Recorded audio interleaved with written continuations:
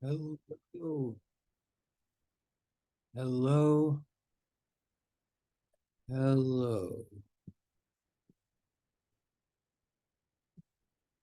Hello. Hello. Okay. Good afternoon. All right. Oh, it's all right. Good afternoon. Good afternoon, Paulina. Good afternoon, Maria. The It's not a competition, but if it was, you guys win. And I know Maria has been in the winning room since 19. Oh, am I on mute? Oh, no. Okay. Oh, good afternoon. So good afternoon, Maria. Good afternoon, Paulina. Good afternoon, Katie. Good afternoon, Maria. Good afternoon, Emily. Good afternoon, Eric. Good afternoon, Alexis. Good afternoon, Logan. Good afternoon, Victoria. Okay. And it's totally a competition. Yes. All right, that's hilarious. Okay. But yet you're not showing video, Katie. So what? Okay, no, I'm just kidding. Don't, that's not a that's not I a just want to put it out there. My camera's still broken. Whoa! But she did voice. That was like a bank shot. All right. And there it call her out. Wow. Okay, we better get rolling before this gets. And meanwhile, Claudia is just taking it all in from her. Okay, I'm gonna keep this to myself. Okay. And hello, good afternoon. Did I say hello, Kate? Claudia? Actually, wait. Well, hello, Claudia. Okay. Hello, and hello, good afternoon, Jenna. Um, and people have not, and Shy and Stephanie, if I didn't say. All right. Good afternoon. Good afternoon. All right. Awesome. And by the way, I hope. Yes. Okay. All right. Okay, that was hilarious, but partly hilarious. Well, no, I won't dwell. Okay, let's just get back to physics. We have so few sessions left. It's so upsetting. Okay. Okay, and hello, Jade. Why is that take? Why is it? Okay. Okay. All right. So we're gonna get back to um I'm gonna pick up right where I left off here. Okay, yes, I'm gonna just here. This is an expansion. Well, it's on the front right now. It's an expansion of like what we're doing right now, where we're going with this right now. I'm just gonna get to it. As far as I'm concerned, here's so I what's on the board there is what we're getting to today. Um, so here's where I think we left off yesterday.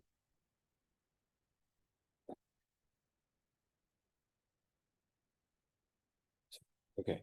Where I think we left off yesterday.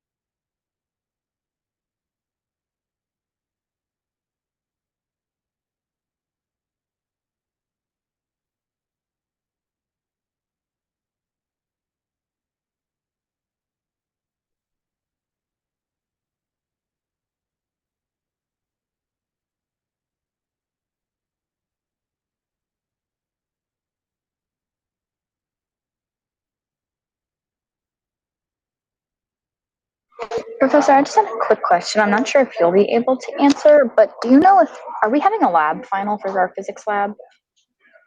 That's a very good question. And the answer, well, the simple answer is no. Or, I mean, the short answer is no. In now to more detailed very fair question. The more detailed answer is wait, you're which I'm just trying to remember which section. You have lab with Professor Walters. Yes, Yes. Okay. on Fridays. Okay. Right. So you're not having a lab practicum. Oh, okay. And your last lab is not this Friday, but a week from this Friday, correct? I Okay. think. So if that's the case. Okay. Then 99% sure. I'm still conferring with Professors Walters but probably this is not a promise. This is a prediction. Okay. What I'm about to say, Mhm. probably you'll use your last lab period to, in one fashion or another, review for and practice for the final. Like Your possible. final? Correct. Sorry. Correct. Okay. Yeah. So I can't 100% guarantee that yet, but that's what we want, and that's probably what's going to happen. And in any event, and I'm talking to everybody, like this is a totally fair question. In any event, you're not you're not going to have an in-lab final exam. That's There's no separate final? correct. Okay. Correct. Cool. Okay. Thank you. Thank you. Okay. Okay. No, that's a great question. And okay, yeah, that's a great question. Well, and that's also a good question. There's a good question in the direct chat, and I'm going to be more detailed about this in the next couple of last lectures that we have. So, okay, so sorry, there's a direct chat question about your lecture final and the quick summary. And of course, some of you are still even waiting on midterm grades, which makes it unfortunate for some of you, but and it makes it easier for me to talk about this. Anyway, the short answer about your lecture final is just like the midterm. It will be take home. It will be take home, an untimed, and all of that stuff. It'll be due back something like the second to last day of final exam period. So I can't remember. So final exams go something like a Thursday. Okay. All right. I guess that's thank you for saying thank you in the direct chat. That's the fast answer. I mean, more details will come, but you'll basically have the final exam period to do this thing at home and turn it in by the end. And so by the time we finish our classes, you'll have full details on it and a practice document or something like that. So it's like an accelerated, compressed version of what you went through with the midterm. Also, quick note on that too, and thank you for asking and thank you for saying things. Whatever it is, for a variety of reasons, it's always shorter than the actual midterm. The midterm is like the big hump that takes you forever to do, and it takes me forever to grade and everything like that. And then by the time we get to the final, you do have one, but it's not as big of a project for anybody, and because we don't have as much time as the midterm. So but yes, I'll have more details on that in the next couple of classes. And my understanding, and people should correct me if I'm wrong, my understanding is we have today, where I'm just going to do material in a moment. And then we have 3 more classes: Monday, Wednesday, Monday, I believe. So unless that's wrong, we'll be addressing that in those next 3 classes. Okay, I'm just looking to check because there's one other thing. Okay, he said thanks, or they said thanks. Okay. So back to this.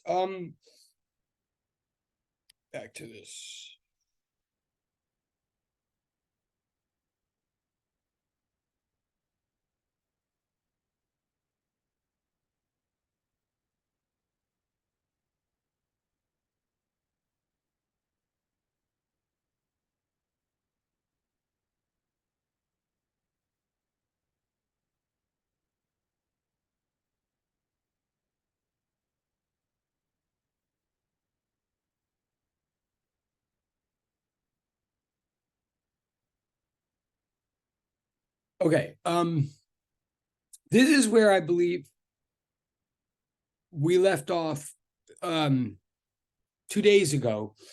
Okay. The summary of what we're trying to do right now is build a general, rigorous definition for work. Okay. What we have for the concept of work in physics, what we have right here so far, is not a definition of work. It's a definition of a small amount of work. To be more explicit, a small but finite amount of work. What we are saying so far to this point, and one other thing, what we're saying so far to this point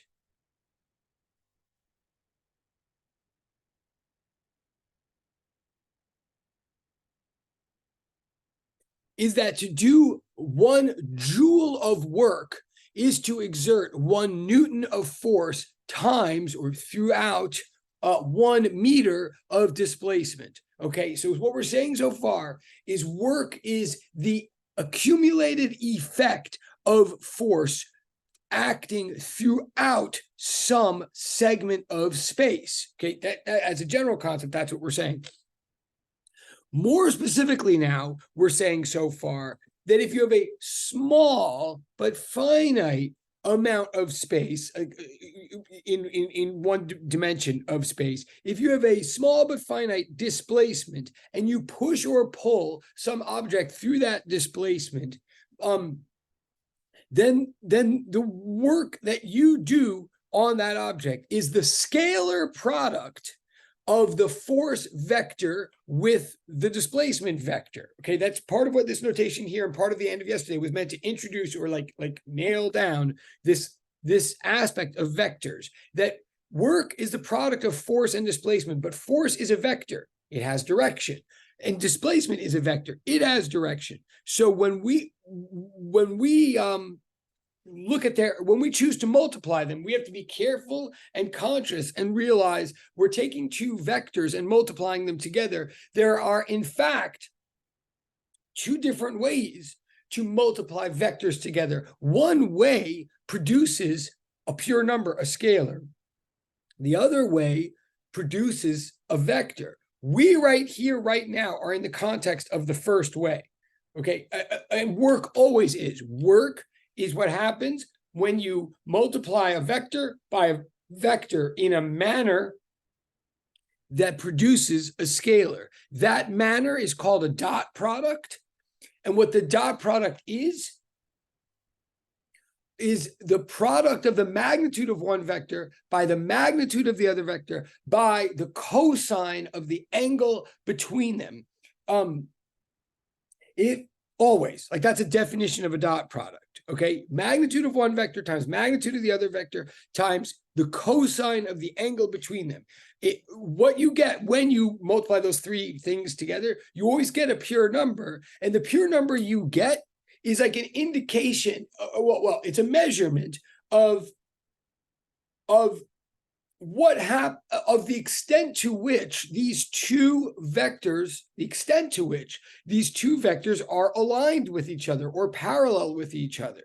What we're doing when we do the dot product is we're taking the component of one vector that is parallel to the other vector, and we're multiplying those two together. Like, in other words, and again, this is a summary of what we said yesterday, but if you look at this delta W triple equal sign F delta X cosine theta, and you look at that diagram, another way you could say it, another way you could say it is F cosine theta times delta X, right? Like multiplication is commutative. It doesn't matter what order but if you say it that way, if you write it down that way, that we're saying F cosine theta times delta X, then it starts to become more apparent that what we're really saying is we're multiplying, here we go, we are multiplying the cosine theta component. Like, here is F cosine theta, right? And this is F sine theta right there.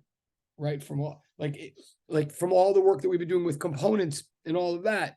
If you zoom in on F and you break it up into an X component and a Y component, the X component is the one adjacent to that angle theta. The X component is the component of the force that is actually relating in any direct way to the delta X, right? So when we say that work is F cosine theta times delta X, what we're really saying is we're only concerning ourselves with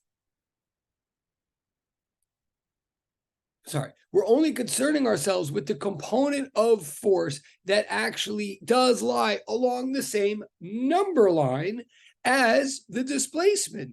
So the cosine theta is a way of treating the two vectors as though they were just two numbers on the same number line, right? And thereby producing a number at the end of the day, a number that's in pure joules that doesn't have any angle at all. Okay, so that's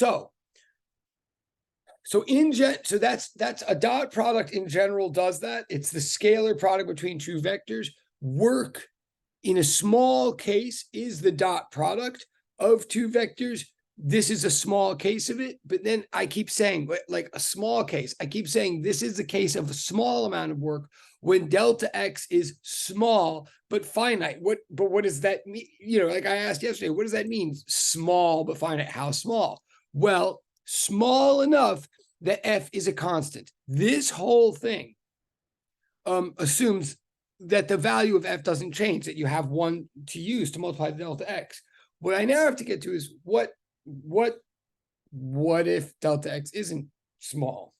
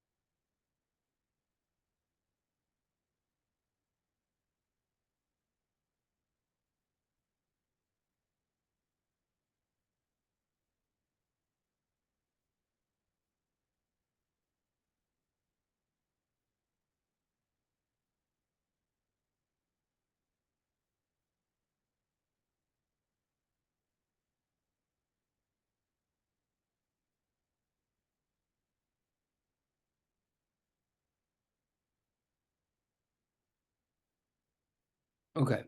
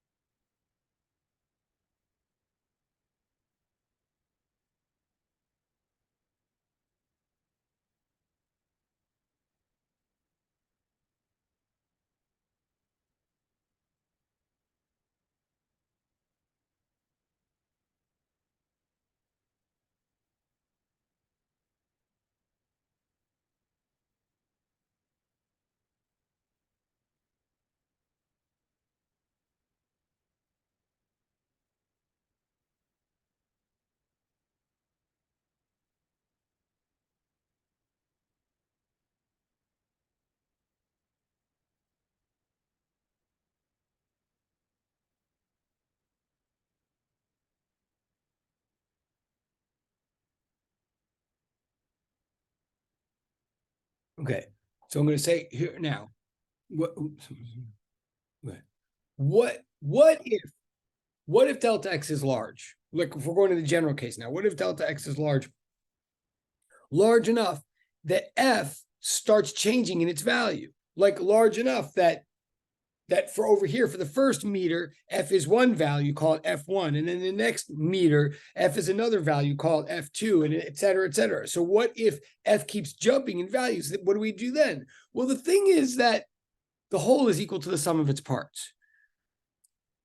So if we believe that a small amount of work is F times delta X, then a large amount of work where we have different F's could be evaluated if we just divide up the large amount of work that's being done. If we just divide up the large displacement into a bunch of small chunk displacements, equally sized chunks, if we just divide up the big displacement into a bunch of small displacements, each of which is equal in size and each of which is small enough to allow for a given value of F, right?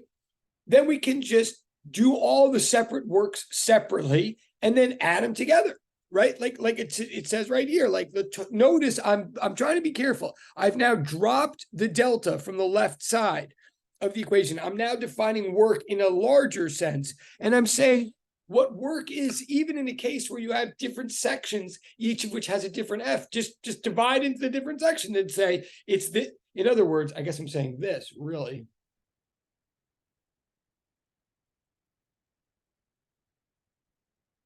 Right? I'm saying a large amount of work is just a small amount of work plus a small amount of work plus a small amount of work, right? Notice also, well, yeah, right? So So we can write that in mathematical notation.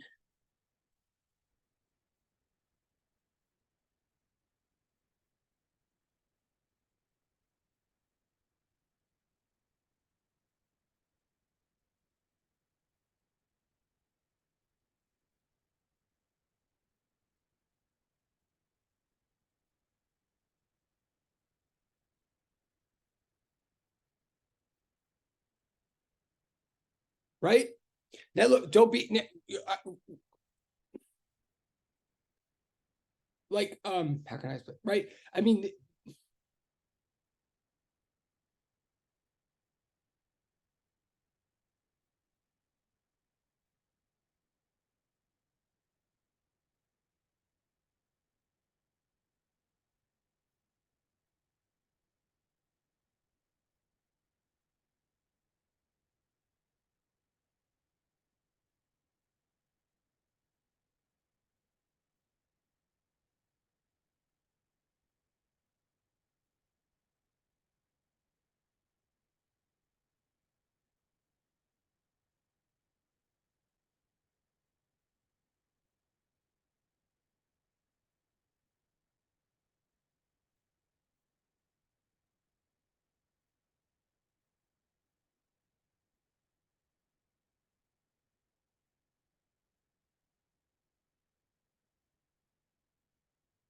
right? So if we want to use mathematical notation,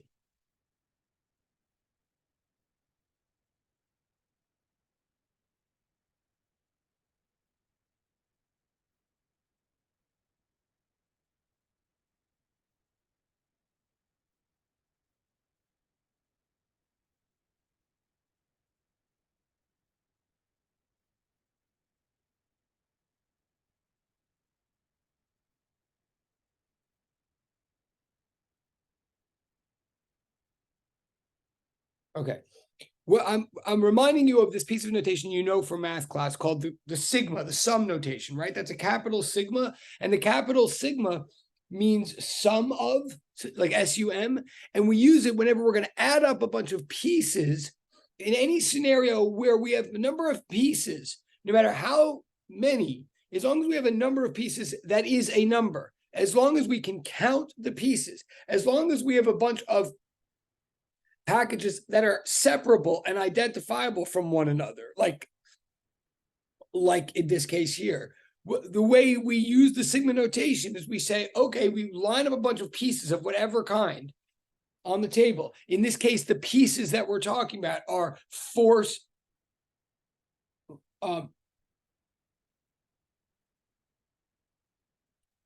displacement products, right? So we've got a little force displacement product over here, or more specifically, we've got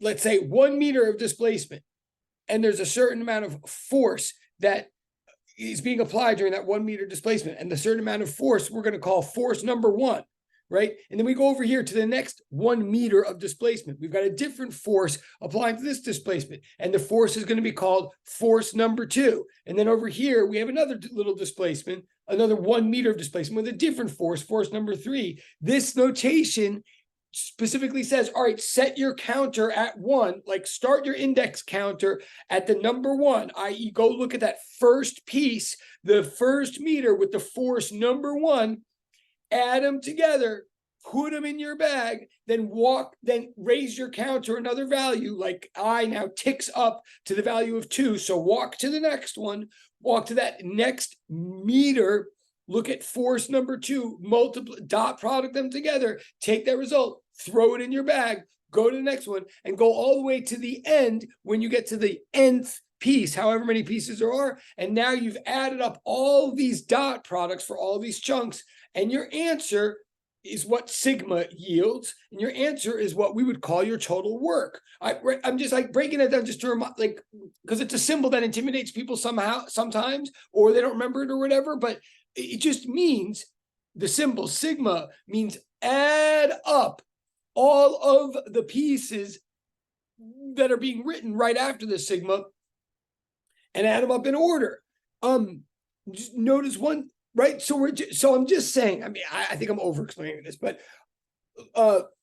work in the context of a big displacement is the sum of all of the works being done over the small displacements, right? And specifically look at that notation. I'm assuming that each next displacement that I look at is of equal size, right? So I don't really have to put that index counter after the delta x. Delta x is like a meter, then it's another meter, then it's another meter, then it's another meter. But for each one of those meters, I have a different force value being applied. So it's the force value that's like force number 1, force number 2, force number. I hope that's clear. And the sigma notation is just saying proceed from one product to the next, to the next, to the next, and add them all up until you're done, right? So that would be it. Oh, so we can, that would be it for the definition of force. Excuse me. That would be it for the definition of work in any case where the force is changing from one value to the next to the next. We're just saying the whole is equal to the sum of its parts. The only catch is that in real life, or the big catch, the big point is that in real life, in most cases, the force doesn't change in staggered, discrete, quantized chunks in this fashion. Like sigma is what we always use when we're adding up a bunch of countable pieces. Sigma is always what we use when we actually can distinguish one piece from the next, i.e. sigma is what we use when we have a finite countable number of separatable quantities, in this case, separable force displacement products, right? So in other words,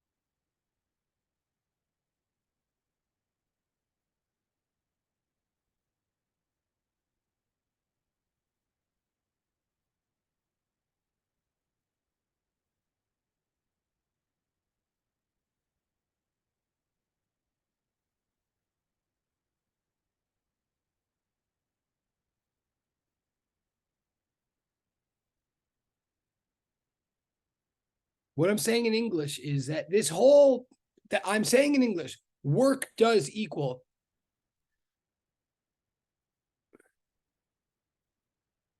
the work as a whole does equal the sum of its parts. Work over a large distance does equal the sum of all of the individual constituent works done over all the individual constituent small distances. That is true, and that will always be true. But writing it out the way we just did, thinking about it the way we just did, like force times displacement plus force times displacement plus force times displacement, that only works if the force is changing in steps, right? Everything I just said only it does make sense, and it is right, but it's really the right way to think about it only if you had something like this. Only if you had like force, then force, then force. You see what I hope you see what I'm saying. Like if for every new displacement, the force just jumped up to a new value and sat there for a little bit. And then at the next displacement, it just jumped up to a new value and sat there for a little bit. Now, that's not hard math, but that's very hard to come across in nature. That's like a cartoon. That's not what happens. The real issue in life that occurs is that we have forces that vary as a we have a force that varies as a continuous function of position, right?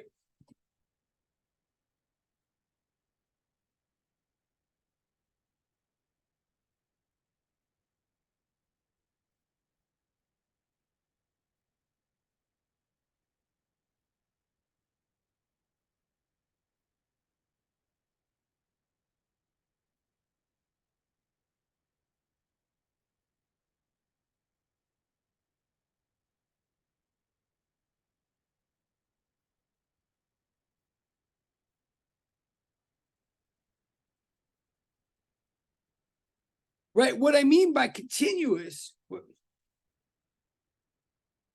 what I mean by continuous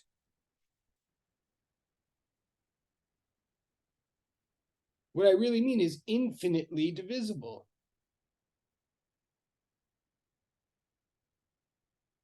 Right. When I say, what if the force varies as a what if the force varies continuously as a function of position, or what if the force varies as a continuous function of position?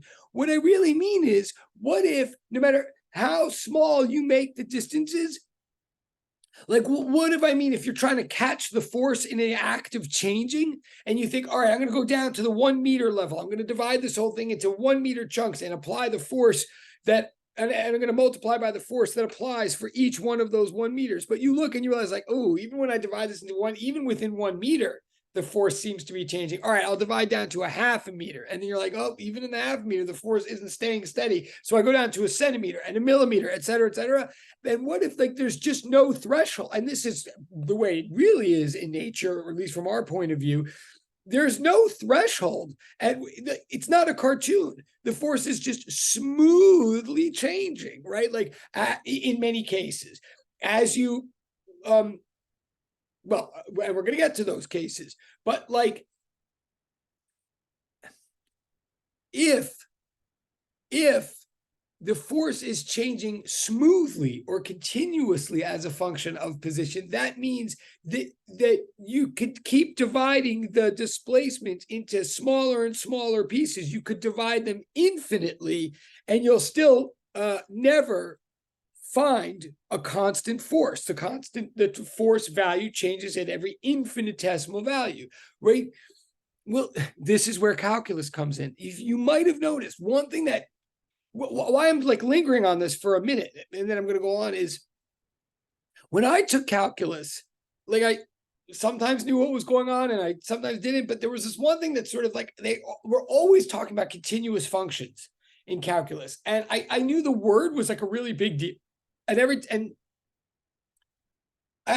like often there were things like the mean value theorem, or and they would often start every discussion with like, let f be a continuous function of x, ranging from x1 to x2 or something like that. And every time they said the word continuous, something happened in my brain where I was like, oh, this is the part where they start talking to the math people in the room. Like as soon as they said continuous, I was like, this is like now getting into like mathy stuff. And I don't really, it seems to be a big word, but I don't really see what, and always, I'm over talking it again. But what I'm trying to say here is, see, there's a reason. It wasn't as bad. I shouldn't have fogged it out. The reason that every time you're about to leap into a calculus thing, like a derivative or an integral or something like that, the reason the word continuity comes up all the time is exactly this, is that continuous means divisible into infinitely small parts. And calculus is all about infinity, infinitely large and infinitely small. The minute that f varies continuously as a function of x, that's when we have to still take this idea that the whole is equal to the sum of its parts, but we can't find a part small enough to work with properly. So what we say is this.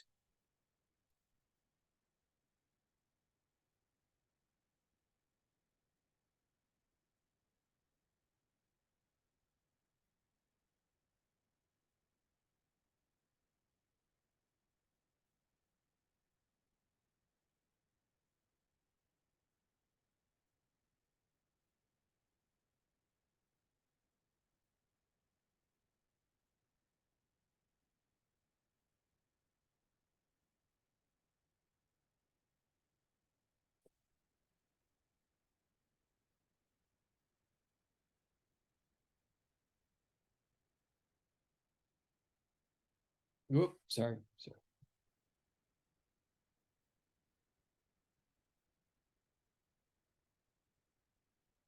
What we say is, okay, if no matter how small delta X is, we still detect variation in F, then what we do is we take delta X to the limit as it approaches zero, right? We take the same concept that we used back when we established differentials and derivatives and all of that, and we say, look, we want to make delta X as small as we can make it, small enough that there isn't room for the force to change.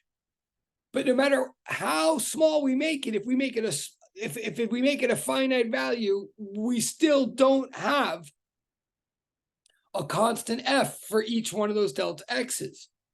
The smaller we make it, the more chunks we have. The smaller we make delta X, the more delta X's we have to add up. And the smaller we make it, and the more delta X's we have to add up, the more accurate our whole sum is going to be.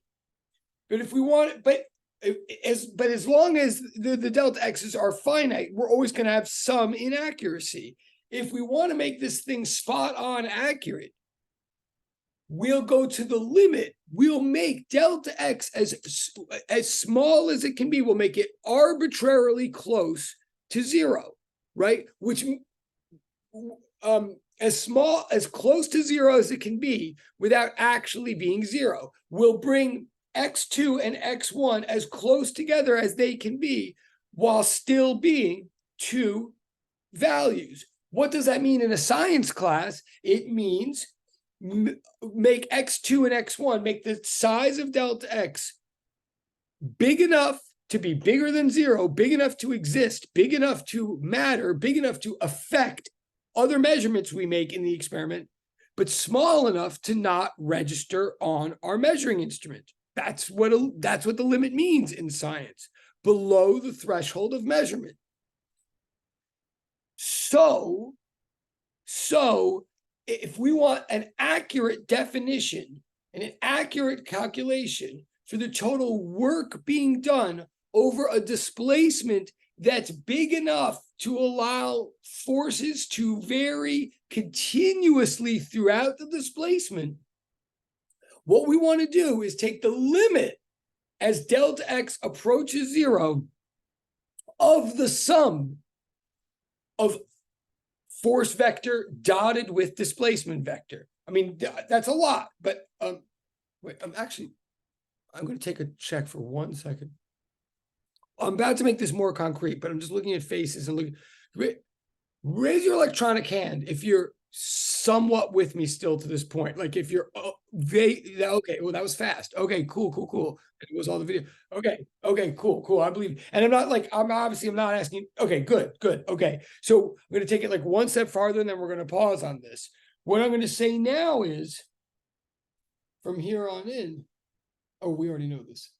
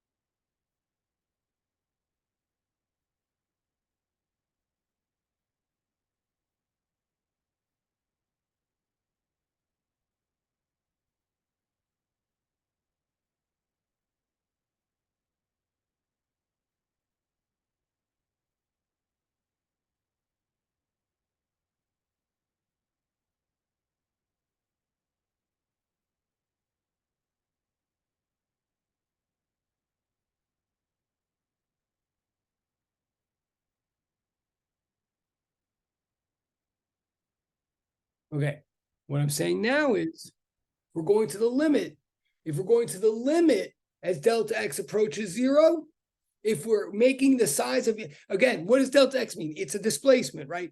And what delta x means in this context is it's a small amount of displacement. It's a small piece of the larger displacement. It's supposed to be a bit of displacement that's small enough to hold f to a constant value, right? So I'm saying now we're in a case where the force doesn't change in chunks, where the force, like a situation, maybe I should have given, like, say we're in an example where the force is 2 times whatever the displacement is. So in their first, well, okay, I don't want to get too bogged down in numbers, but if the force is just changing continuously throughout, we're now saying we want to divide our whole displacement into tiny, tiny, tiny bits of displacement, each of which has a constant f value.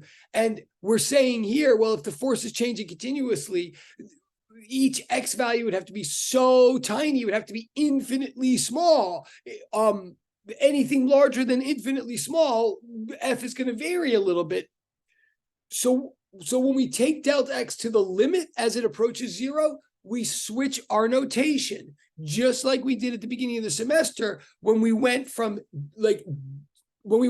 delta x over delta t, change in position over change in time, and we went to the limit as delta t approaches 0, we shifted our notation from delta x over delta t, average velocity, to dx over dt, instantaneous velocity. Same thing here. If I'm going to now look at displacements that are so small that they're infinitely small, I'm not going to call them delta x anymore. I'm going to call them dx, right? I'm really trying to emphasize, like, dx means something. I mean, it's what all the calculus and everything is based on, right? But dx specifically is just like delta x, only it's the infinitely small version of it. I can't put it any other way. But delta x is what we use when we're talking about small but finite intervals. Dx is the same idea. It's an interval. It's a difference in 2 values of x, only we say d when we mean delta going to the limit. We say d when we mean that the 2 values of x are infinitely close. They're not one value, they're still 2 values, so we call it dx. It's still a stretch on the x-axis, but it's an infinitely small stretch, right? Like that. So that's the whole concept of a limit. And it's just, this is the same dx that might be the denominator in some terms such as dy over dx, right? This is like the run, so to speak, on some graph, right? But now, instead of making it as part of a ratio, we're making it as part of a product. And we're saying right now,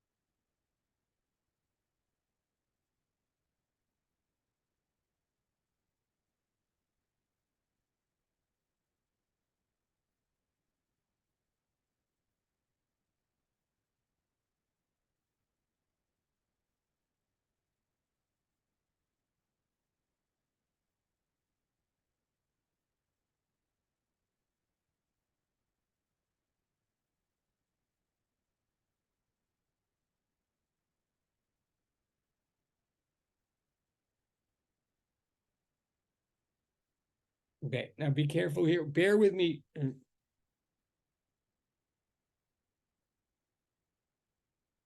I'm being a little subtle here. You have to watch this. I'm saying we're now in a case.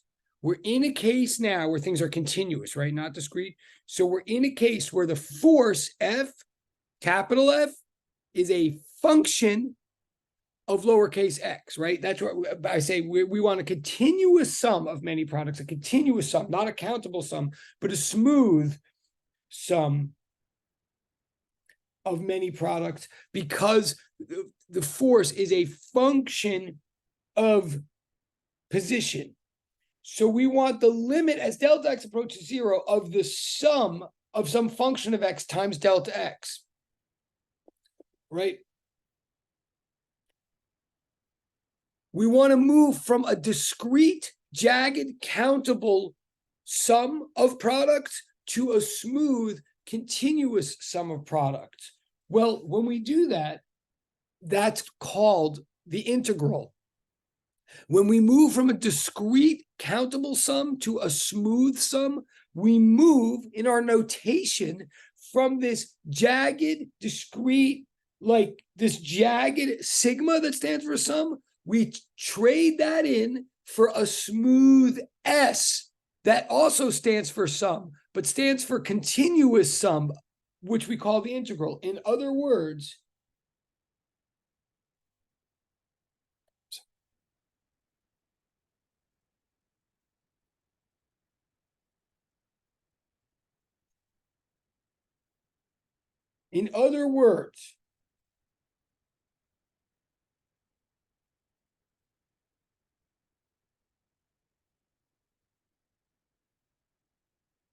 I want you to stare at this for a second, especially that you've all seen integrals before, but I'm going to write it again on the next page. I'm just going to write it on the next page. Same thing.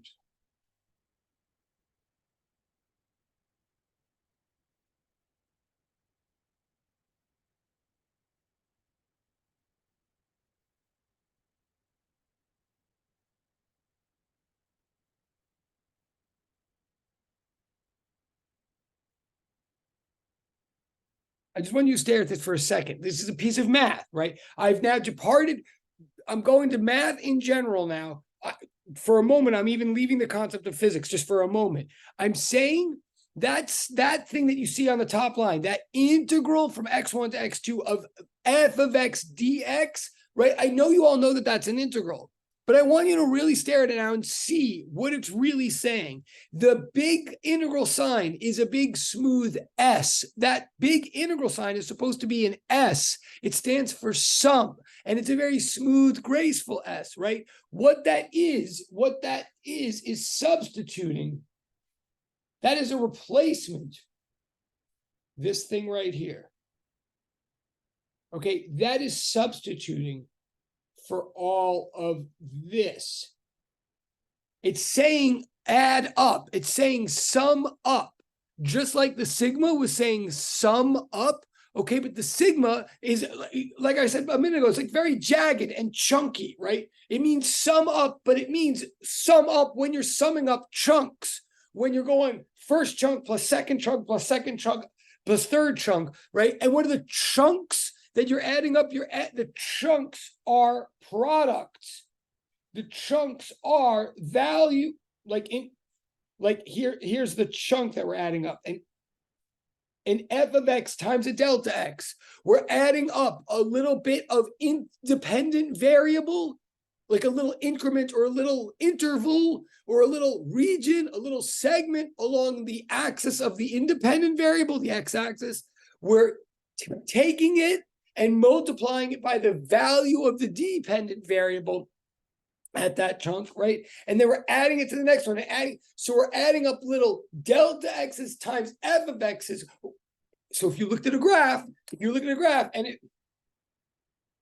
I mean, you know where I'm going with this, or really where I've been. Like if you looked at a graph, and this is the x-axis, and this is the f of x-axis, right? We're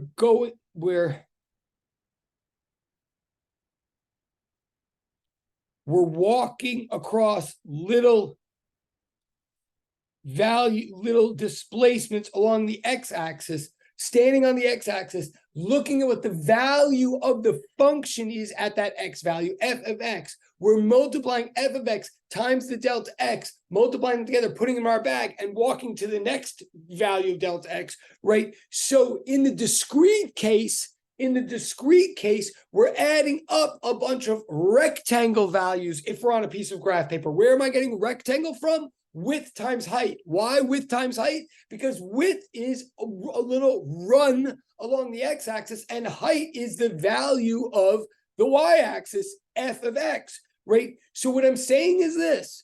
I'm saying when you're adding up a bunch of products of delta x times f of x, if you're adding up a bunch of products, but you want to take that concept to the limit, and instead of adding up discrete, chunky, countable, divisible products, if you want to add up, if you want to take the width of each of those rectangles to the limit, where each rectangle is then infinitely narrow, and for which you're smoothly adding up a whole slew of products that are all attached to each other and aren't divided by one another and all are infinitely close to one another. If you shift your focus from a finite sum of discrete products to a smooth, continuous sum of infinitely divisible products, then you go from the sigma to the limit as delta x approaches 0 of sigma, and the limit as delta x approaches 0 of sigma is what we designate as integral sign. An integral is just a continuous, smooth version of a sum of products. The products are dependent variable times independent variable. And when we move from discrete, countable sum of products to smooth, graceful, attached, continuous sum of products, the delta x becomes a dx. So literally the definition of integral of f of x dx is limit as delta x approaches 0 of sum of f of x delta x. That's what I'm trying. So first, if nothing else, what right now I'm trying to say, and then I will pause for a second. What right now I'm trying to say in math is the integral always, or an integral always is, like what it means is continuous sum of products. Always. It's a continuous sum of products. And the products are always increment of the independent variable times value associated value of the dependent variable. Like always, an integral is always the limit as delta x approaches 0 of the sum of f of x times delta x. So the delta x becomes a dx, and that's why there's always a dx in an integral sign. It's not just there to like annoy you, and it's not just there to be ignored or walked around, and it's not just there to say, hi, I'm an integral. It's there because what you're really doing when you integrate is you are literally adding up f times dx plus f times dx plus f times dx. That's what the integral sign is saying to do, is to sum. An integral is a continuous sum. Last thing, and then I'm going to pause. So that's like the math piece here. Hopefully, maybe, I mean, I know everybody's seen it. I know that.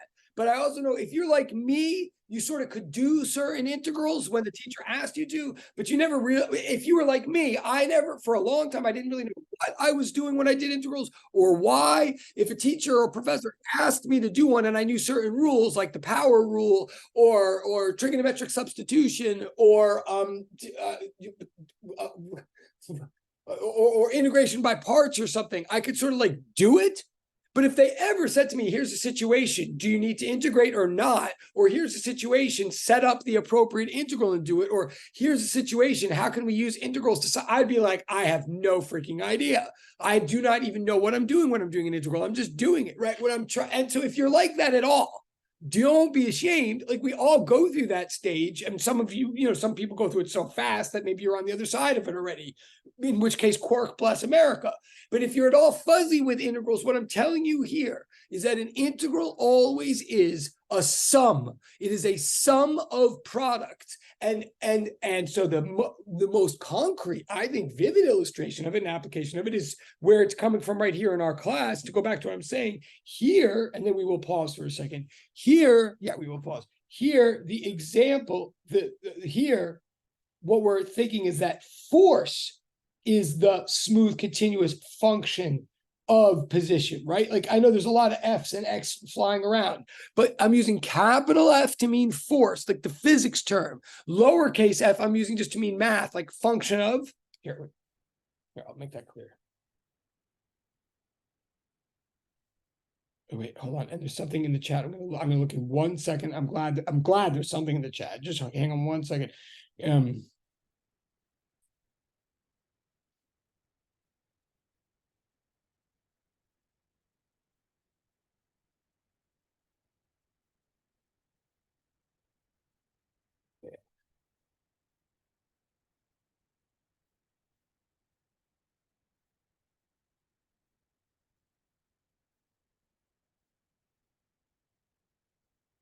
Okay, so just summarize this, and then I'm going to see the chat, and then I'm going to stop. So I'm saying here, the function at issue is force. Here, here we're using, and this may be what the chat, I'm totally going to look at the chat 1 second. I'm just going to say, here, we don't need the integral if the force isn't changing at all. Then work is just force times displacement, like dot product. But if the force is changing as a continuous function of position, if the force changes smoothly, like you move up your position by even 1 millimeter, and you find that the force changes, if you can't find any finite threat, if you can't divide your situation up into steps, your force is just continuously, smoothly changing as a function of position, then to get the total work done through the total large displacement, we need a continuous sum of all the small works being done over the small constituent displacements. So in general, work is the integral of the dot product of force with dx. Integral of f dx, because what we're really just saying is work is force times displacement. But in case the force is changing smoothly throughout, then work is the sum total of all of the infinitesimal forces times displacement. That's what we mean by an integral here. That's what we mean by work here. Again, landing point. If you already understand integrals, then maybe you understand work better now. Work is the sum total, the continuous sum of all the little force displacement products throughout some interval. But if you sort of understand work is force times displacement, then maybe now you have a slightly better grip on what an integral is, because the most vivid, I think, straightforward classic example of an integral is the work integral of physics. It's like kind of like why we invented integrals in the first place, kind of. Now wait, chat, I'm going to pause for a second. Chat. Yeah. Right. Wait. Yeah, so Katie, good, right. And there's a slightly, now I happen to know what you're up to in math right now, so I know there's a slightly, I could go down the rabbit hole of this, but yes, like first of all, the reason that you're even doing infinite series in math, in calculus classes, because anything that has to do with infinity is calculus. And yes, and the truth is the infinite series that you got, if you guys are in a calculus class where you're now up to like Taylor and Maclaurin expansions or whatever, like if you're up to infinite series and looking at convergence and divergence and all that, those of you in those math classes, like those are infinitely long, those series, and they're very important to calculus. But even there, you're like, as long as you're adding up the numbers one at a time, like 1 plus 1/2 plus 1/4 plus 1/8 or something like that, then those are discrete. Then they're called series because you're like literally adding them like one at a time, right? But the minute everything is attached together, the minute you can't separate the first thing you added from the second thing you added, the minute you can't separate, then you're going to the limit. And then, yes, that's when integrals come into play. An integral is literally a continuous sum. That's what I'm saying. I mean, I'm not sure if I totally just answered Katie's question. I hope so, but oh, good. Okay, good. No, good to everybody. I'm going to say it one more time, and I'm going to stop. So I'm saying two things. Work in physics is the integral of force with respect to displacement, oh. Well, yeah, okay, yeah, I mean, oh wait. Oh, good. Good. Oh, cool. Fine. So, okay, I'm glad. I hope that's and even if it does for a couple people, I know it doesn't necessarily for everybody. Like practice will help this as well. All of that. Okay. I have. Let me pause for 1 second.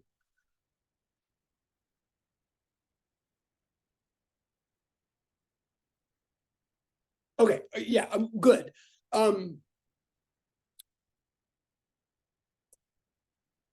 I guess well, I also have to tuck in something that might be maybe helping people a little confusing. What I'm literally saying here is integral is continuous sum. Like work in physics is an integral in math is a continuous sum. If you've ever heard of antiderivative, if you've ever heard, just to be clear, that's a double equal sign, not a triple equal sign. Just like we'll see next class, or you see in other math classes that the way to figure out an integral, strangely enough, and this is also mind-blowing to me, the way to figure out an integral, it turns out, is to do a derivative backwards, an antiderivative. That's mind-blowing in itself. But that is how to figure out an integral. That's a double equal sign. That's known as the fundamental theorem of calculus. But that confuses people because then they start thinking that what an integral is a backwards derivative. So whenever they see it, they have no idea why we ever introduce integrals when we do. An integral itself, triple equal sign, is a continuous sum. That's what it is. It's what I'm not contradicting any math teacher. Like they would say this too. But this is what it is, triple equal sign. This doesn't say anything about how you figure it out. It's just why we ever need one. Then it turns out that when you want to figure one out, you often do derivatives backwards. So that's like fascinating. But I want you to understand that what it is a continuous sum. Okay, now I'm going to pause.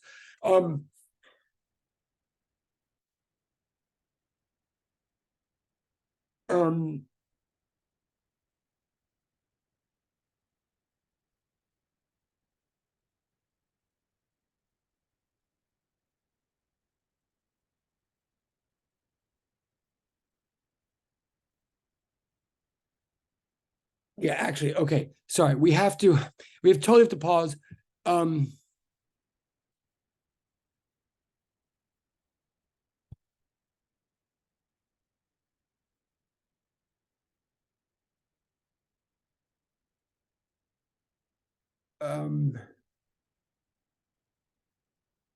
Yeah, hold on 1 second. Sorry.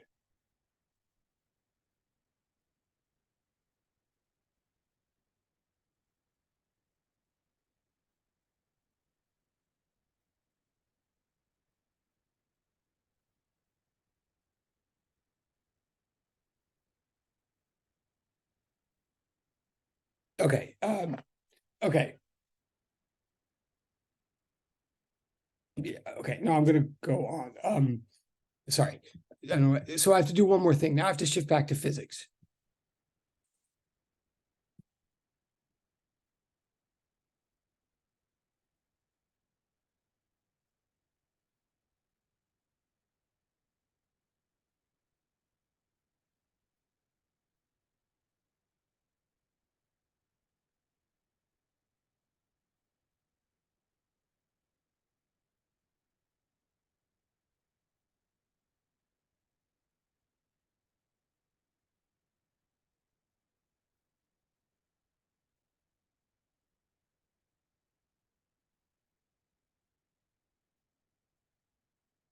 Okay. Just like I was just saying a second ago about double equal signs and triple equal signs.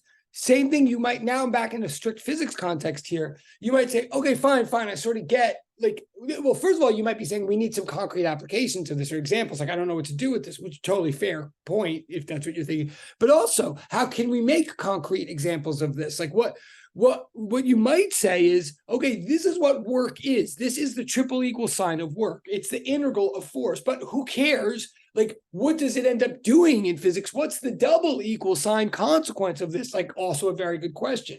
Well, I'm going to show you very quickly. I'm going to show you.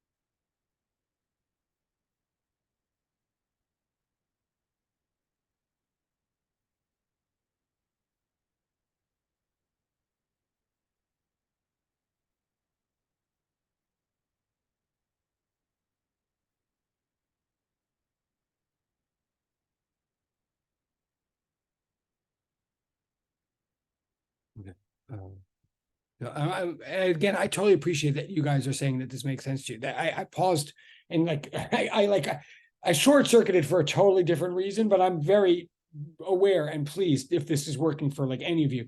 But all right, and I'm also aware that we have 7 minutes left.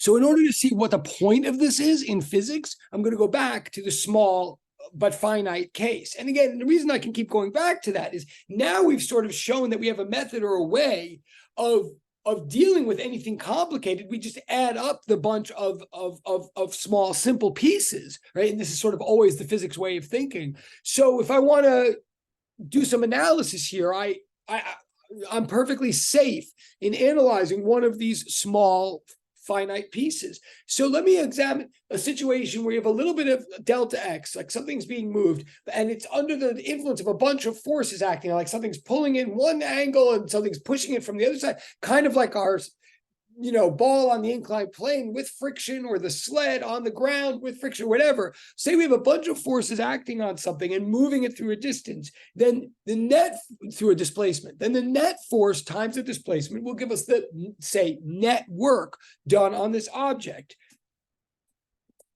And I want to know what the impact of this net work will be. Well, okay, net work will be force times net force times displacement. And we know from all of our prior work that net force is mass times acceleration.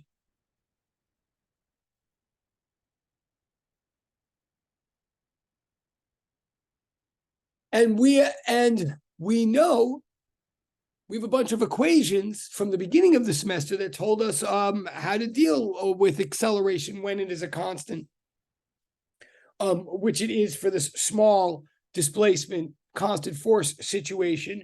We have a bunch of equations that we could substitute in.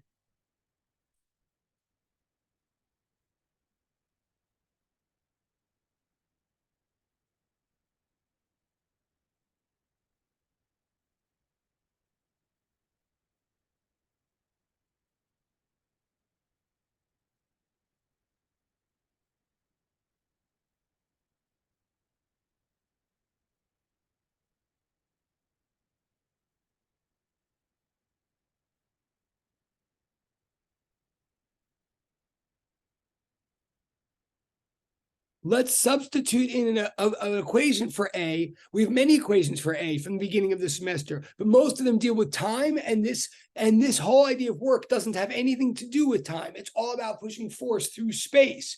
So let's substitute in the one equation we have that just relates A to space and not to time. In other words, I'm just recopying this. In other words, I'm going to say this.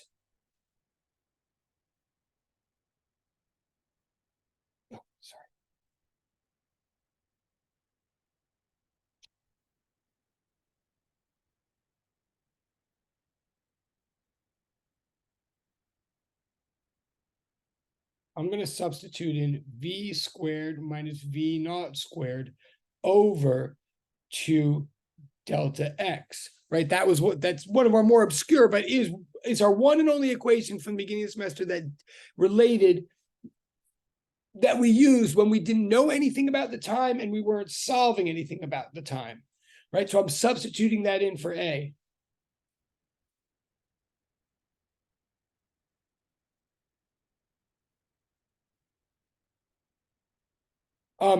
And the delta, and we don't always write the deltas at the beginning of the year, but that's okay. With the delta x's cancel out, and we have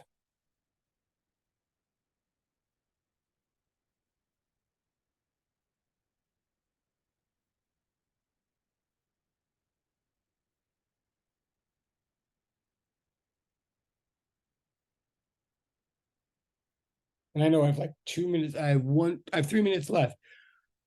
Just by substituting in one of our original kinematic equations for A, what we see here is that when work is done on a mass, on a system, on an object,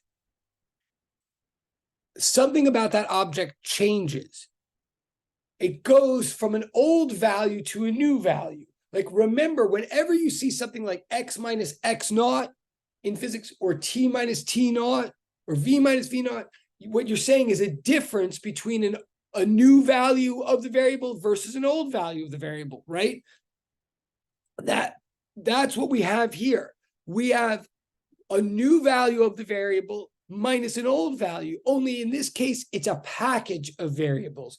It's some combination. What we're saying is that when you do net work on an object, you change the 1/2 mv squared measurement of that object. In other words, if you took an object and you measured its mass and divided by 2, and you measured its speed, and sorry, if you measured its mass and if you measured its speed and squared it, and you and multiplied that by its mass and divided all that by 2 and wrote that number down, and then you did work on it, and then you measured all those numbers again and compared the package of the original 1/2 mass times speed squared to the final 1/2 mass times speed squared, you would find that the 1/2 mass times speed squared package of measurements would change by exactly the number of joules of work that you did on the object. That we could just call that the 1/2 mass speed squared value of the object, but we don't. It's so important, and this effect of changing this combination of values so reliably every single time with the work we do is such an important effect that we give a name to this package of values, and we call this package of values kinetic energy. And I know class is over. We say from now on that when you do work on something, you change the kinetic energy of that thing. What is kinetic energy? 1/2 mass times speed squared. Of course, I'll say more physical things about it next Monday, but obviously class is over now and people are leaving. But that's it. What work is the integral of force. What work does is it changes the value of kinetic energy of an object. And kinetic energy is 1/2 mv squared. Okay, you've been very patient. Have a great week. More to come. Okay. Have a great day. Thank you. Have a great day. Thank you. Okay. Bye. Thank you. I'm glad that worked. Okay.